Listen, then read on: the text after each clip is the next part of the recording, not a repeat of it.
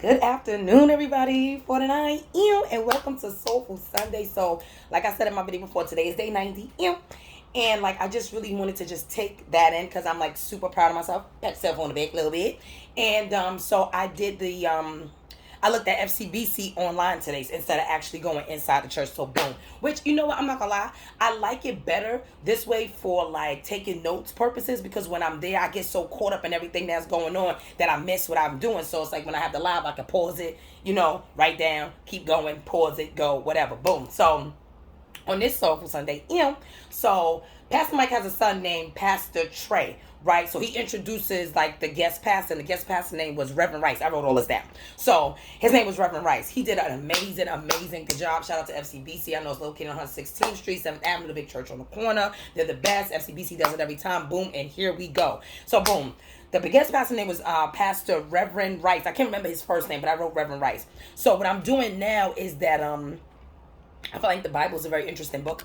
And, I would like to get to know more about it, like in depth. So now I'm starting to write down, like when they say different passages and stuff like that. So it was 2 Timothy chapter 1, verse 3 through 7, right? 3 to 7 or whatever. So he started off with saying, you have to have love, power, and a sound mind. And the topic of it, the overall thing was, I get it from my mama, talking about the ancestors and how we come from a lineage, of strong black women, all that. He went in. He did a great job. And I like how it was so like, his flow. I like his flow. His flow was cool. Boom, here we go. This is Pastor Reverend Rice. Boom.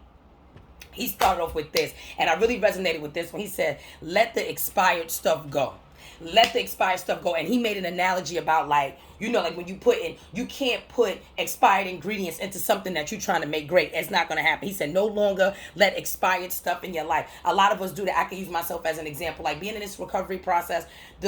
I wouldn't say the easy part is to stop drinking and drugging. I wouldn't say that's the easiest, but once you get the flow and the pattern that, okay, today I don't use. Today I don't use. Today I don't use. And you keep going, and these days keep accumulating. Now it's other areas of your life that got to be adjusted. Like, okay, yeah, I'm not using, but I'm still hanging around the people that do. Yeah, I'm not using, but I'm still in the same environment that people that do.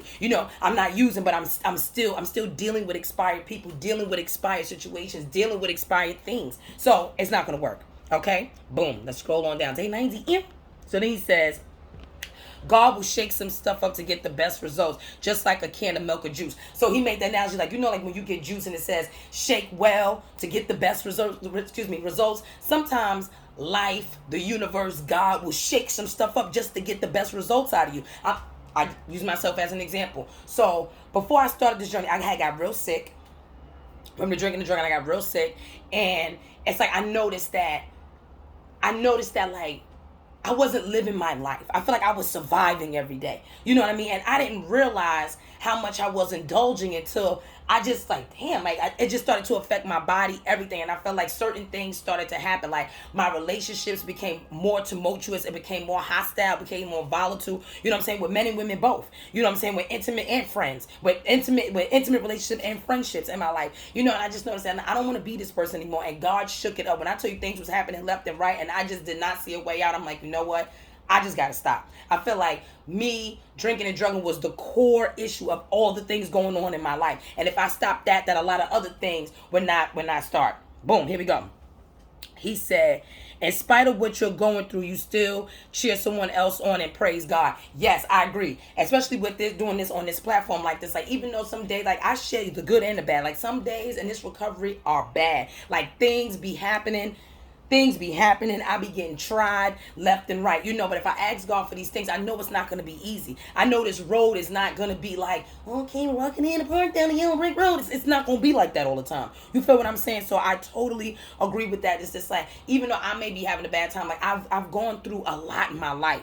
You know what I'm saying? I've experienced some trauma you wouldn't even believe. You know what I mean? And because I have, and I've persevered through, and I got through that, I feel like it is my duty to make sure that others don't go through it or don't experience it the way I experienced it. Like, there is a way out. It's not going to be an easy way, but there is a way. Boom. Oh, he got surgical with this. He got surgical. Go ahead, Rev Rice. He got surgical FCBC. Wait, let me scroll on down.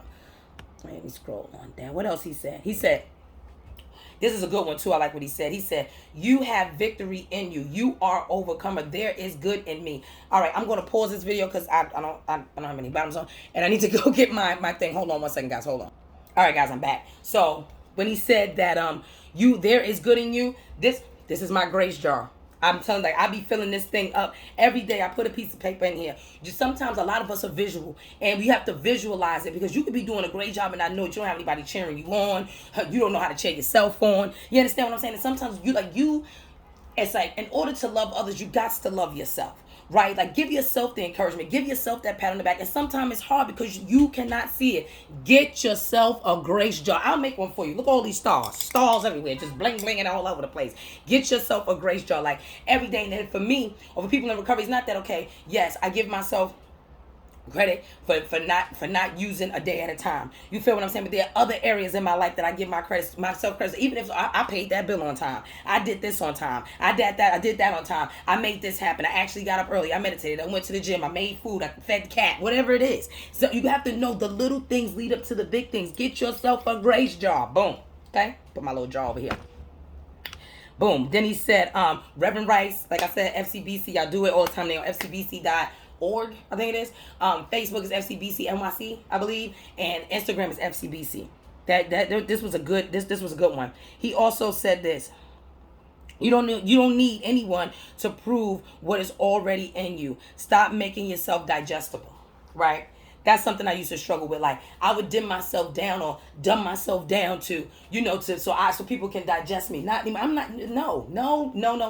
You are put here for whatever reason. You don't know the reason. I don't know the reason. That's your job in life, to find out what is the reason you are here. What is your duty that you're supposed to be serving? What is it that you're supposed to be doing? And when you find that out, don't make yourself digestible.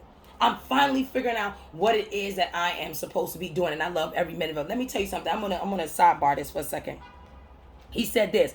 He said, you matter. Pat yourself on the back. But this is the last thing he said. Well, close to the end. He was like, God will stoke you to keep your flames high, to unlock your gifts and not lay dormant. Let me tell you what would keep me dormant, right? I'm going to give you a clear example. And this actually happened yesterday. So yesterday, this person that I know, you know what I'm saying? They were cool. We're not cool anymore after yesterday. They said, hey, somebody told me XYZ about you. So, my first question is, you know what I'm saying? Like, who told you that? And they like, nah, I'm not a snitch. I'm going to get into the snitch video a little later. But back to this, what is this? I feel like sometimes God got to stoke you. So if you don't know what stoking is, that's like if you have a fire pit or fire, like you stoke the flames to keep the flames going, to keep it high. You know what I mean? And I feel like these are things that's going to happen. If I want to be successful, I have to be okay with people talking shit about me. Excuse my language. I got to be okay with that. If you're not in my life, what difference does it make what you heard or what you think? And I had to check myself on that. But listen, if I ask you, if you tell me something, you got to let me know who said that. Because if that's the case, if you're not going to tell me who said what they said to you, this is big dog status. Keep the puppies on the porch. We grown today. Keep the puppies on the porch. Keep them on the porch. Because whatever it is, I was there. Believe it, I was there. I probably was there. Drunk as a bitch. Excuse my language. I don't mean curse from the FCBC Soulful Sunday. You understand what I'm saying? But it's the truth. So I would just say this, that Rev Rice, you did your thing. I'm glad you was a guest reverend today. It was great. The way Pastor Trey introduced you was awesome. Pastor Mike, your wife, your whole church is beautiful. The whole thing is beautiful. So the message was just like, what I got from it was just like, don't allow things that are no longer that no longer have an area in your life to affect your life. You don't have, because a lot of us get complacent because you used to that. Like, you used to these people, you used to this environment, and it's like, damn, as a part of you just want to be around it. Like, come on, this been going good, but it's expired. It's expired. The juice is expired. The milk is expired. That bum ass friendship is expired. That relationship is expired. It is expired. It's time to let it go now. You got to let it go now and learn how to pat your own self on the back. Self-love. I'm telling you, I'm learning this every day. Like, I would always seek outside validation when I never really even needed it. And it's like, I'm learning. I'm on a path of becoming unbothered by things that are expired, that no longer fit in my life. Like, it was a reason and a season for all of those things. And this ain't the season for that. Let go of things that are expired. If you put expired ingredients into something that you are trying to create great, it will not work. You will spoil it for yourself. Stop spoiling things for yourself, right? Shout out to FCBC, Soulful Sunday, 90 days in, 49.